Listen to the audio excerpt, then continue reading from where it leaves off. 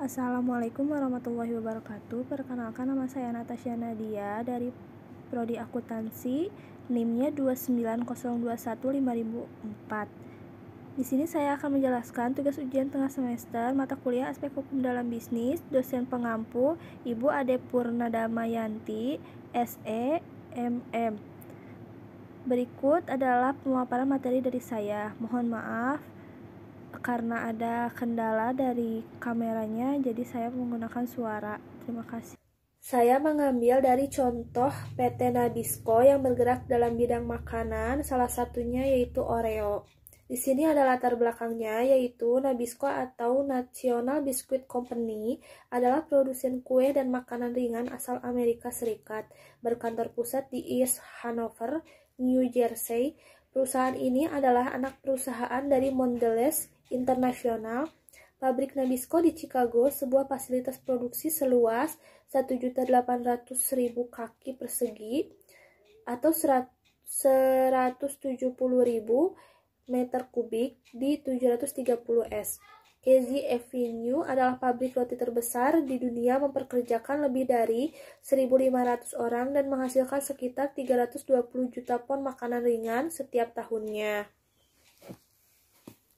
Baik, di slide selanjutnya saya akan menjelaskan permasalahan yang dihadapi oleh PT Nabisco, yaitu PT Nabisco National Biscuit Company adalah produsen kue dan makanan ringan asal Amerika Serikat. Salah satu produknya adalah Oreo. Oreo adalah salah satu produk makanan ringan yang dikabarkan mengandung susu Cina atau melamin. Melamin C3H6N6 adalah sebuah zat kimia berbentuk kristal putih yang digunakan untuk membuat produk plastik, pupuk, bahan perekat, bahan untuk produk tahan api, polimer, dan pembersih. Pada konsentrasi tinggi, zat kimia ini menyebabkan batu ginjal dan gagal ginjal, khususnya pada bayi. Ketika dicerna, metabolisme menghasilkan amonia di dalam tubuh yang menyebabkan kegagalan ginjal. Melamin dalam produk Oreo digunakan sebagai pengkilat biskuit coklat dan pemutih pada krimnya.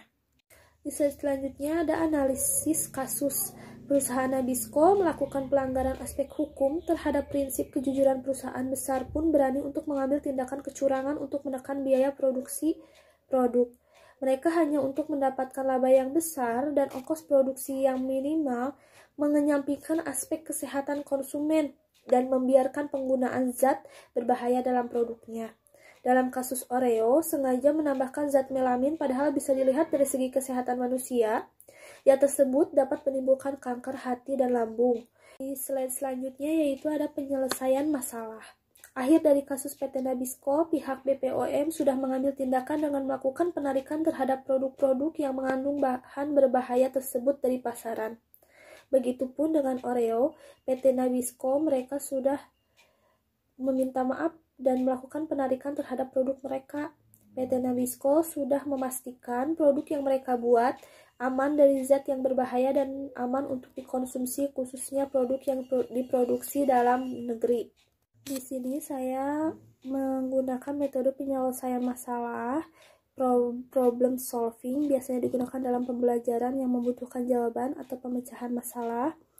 Metode pemecahan problem solving, masalah menurut Sudirman DKK 1991 adalah cara penyajian bahan pelajaran dengan menjadikan masalah sebagai titik tolak pembahasan untuk dianalisis dan disintesis dalam usaha mencari pemecahan atau jawaban.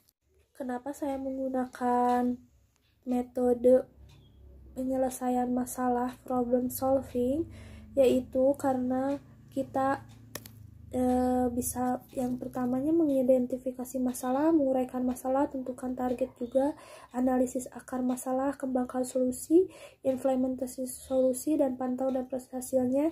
Jadi kita akan melihat hasilnya masalah itu seperti apa, dianalisis terlebih dahulu, kemudian nanti kita akan menemukan titik akhirnya.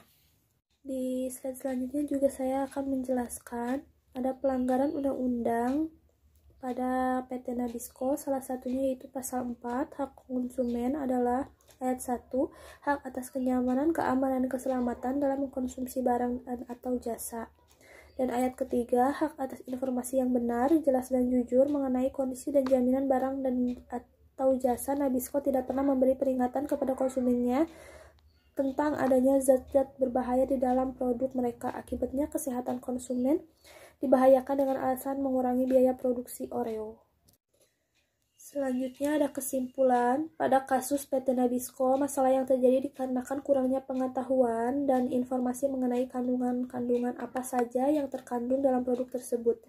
PT Nabisco sudah melakukan perbuatan yang sangat merugikan dengan memasukkan zat berbahaya pada produk mereka yang berdampak buruk pada konsumen yang menggunakan produk mereka. Salah satu sumber mengatakan bahwa meskipun perusahaan sudah melakukan permintaan maaf dan berjanji menarik produknya, namun permintaan maaf itu hanyalah sebuah klise dan penarikan produk tersebut seperti tidak dilakukan secara sungguh-sungguh karena produk tersebut masih ada di pasaran. Yang terakhir ada saran yang sudah tadi disimpulkan. Mungkin saya akan memberikan beberapa saran.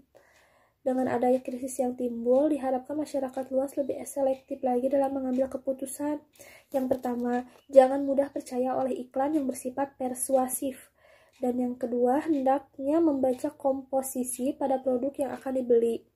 Yang ketiga, apabila ada yang kurang jelas pada produk, maka jangan ragu untuk menanyakan, dan apabila ada, atau tanyakan pada layanan konsumen bebas pulsa yang disediakan oleh produsen produk tersebut. Dan yang terakhir, bacalah kode BPOM yang tertera pada kemasan MD untuk produk Indonesia, sedangkan ML untuk produk asing. Ya, intinya kita harus cintai produk dalam negeri juga, karena dari kasus ini yang menggunakan zat berbahaya itu ya intinya dari yang diproduksi di luar negeri. Kalau yang di dalam negeri itu aman. Efek penyelesaian masalah yang saya gunakan, metode yang saya gunakan ini berefek kepada masyarakat sehingga masyarakat dapat percaya lagi pada produk PT Nabisco. Karena PT Nabisco sendiri sudah menjelaskan dan menarik produk-produk dan sudah menjelaskan tidak ada zat berbahaya yang terkandung di dalam produk PT Nabisco. Dan akhirnya jadi orang tua tidak khawatir lagi untuk anak-anaknya untuk mengkonsumsi wafer atau Oreo lagi. Mungkin itu saja pemaparan materi dari saya. Mohon maaf bila ada salah kata atau pemaparan yang kurang jelas. Terima kasih. Wassalamualaikum warahmatullahi wabarakatuh.